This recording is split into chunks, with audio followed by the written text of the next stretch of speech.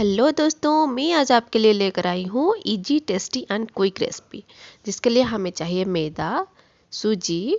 मैं यहाँ पर 2 उबला हुआ आलू ले ली हूँ, चिल्ली फ्लेक्स, धनिया पाउडर, हल्दी, कसूरी मेथी, नमक एंड चाट मसाला। चलिए शुरू करते हैं।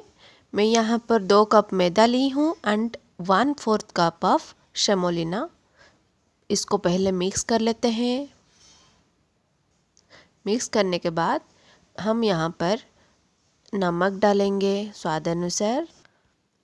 नमक डालने के बाद इसको अच्छे से मिक्स कर देंगे। इसके बाद हम यहाँ पर 2 स्पून ऑयल लेंगे डो में डालने के लिए। ऑयल को अच्छे से मिक्स कर देते हैं पहले।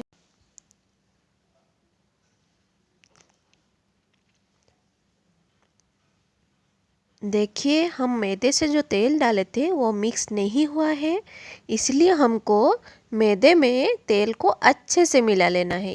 देखिए, इस तरह मिलाना है जैसे आपको वीडियो में दिख रहा है। तेल को मैदे से मिलाने के बाद मैं यहाँ पर 2 पिंच खाने के सोडा डाल रही हूँ। उसको भी मिला लेते हैं मैदे में। देखिए, कुछ इस तरह होता है मिलाने के बाद। अब हम जो उबला हुआ आलू रखे थे उसको छील के यहाँ पर माश करके डालेंगे मैदे में। आलू को अच्छे से माश करना है, नहीं तो पूरी बेलने वक्त वो पूरी फट जाएगा एंड फूलेगा नहीं। आलू माश करने के बाद हम जो मसाला लिए थे इसमें उसको डालेंगे। चाट मसाला 1/2 चम्मच, धनिया पाउडर 1 चम्मच,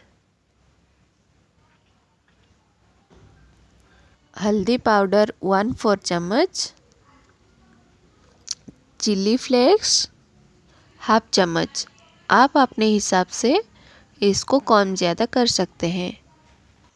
इसके बाद हम जो कसूरी मेथी रखे थे उसको थोड़ा सा गर्म होने के बाद उसको क्रश करके डालेंगे। करके डालने से उसका फ्लेवर बहुत अच्छा आता है। अब सारा चीज़ को मिला के इसका डो बना लेते हैं। यहाँ पर मेरे डो में थोड़ा सा पानी चाहिए, इसलिए मैं यहाँ पर 2 टेबलस्पून पानी का यूज़ कर रही हूँ। इस डो को हमको सख्त डो बनाना है, क्योंकि जब हम डो बना के रख देंगे तो डो अपने आप ही थोड़ा नरम हो जाता है, क्योंकि आलू अपना पानी छोड़ना शुरू करता है। देखिए, इस तरह सख्त बनाना है। डो को तैयार करके मैं 15 मिनट के लिए रख दी थी। देखिए, 15 मिनट के बाद डो कैसा चिकना दिख रहा है। अब हम इसका लोइयां बनाएंगे। आप अपने हिसाब से छोटा या बड़ा पूरियाँ कर सकते हैं। देखिए, सारा लोइयां हमारा तैयार हो गया है। अब हम इसको गोल करके यहाँ पर थोड़ा सा तेल लेकर थोड़ा सा तेल बेलन पर भी लगा लेंगे।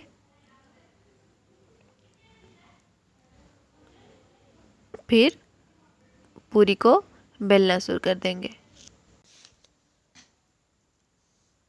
उसी तरह हमारे सारा लोइयों को पूरी बनाकर तैयार कर लेते हैं। देखिए, सारा पूरी हमारा बेल के तैयार हो गया। अब इसको हम तलेंगे। गैस ऑन करके कढ़ाई गरम होने के बाद इसमें हम तेल डालेंगे। मैं यहाँ पर 250 ml तेल ले ली हूँ पूरियाँ तलने के लिए। देखिए, तेल हमारा गरम हो गया है। अभी एक एक करके पूरियाँ इसी तरह से जैसे वीडियो में दिख रहा है उसी तरह से पूरियाँ तलेंगे। जब हम पूरियाँ तल रहे होंगे तब गैस का फ्लेम हाई होना चाहिए, ताकि जब हम तेल में से पूरियाँ निकालें तो पूरियों में से तेल अच्छे से निकल आए।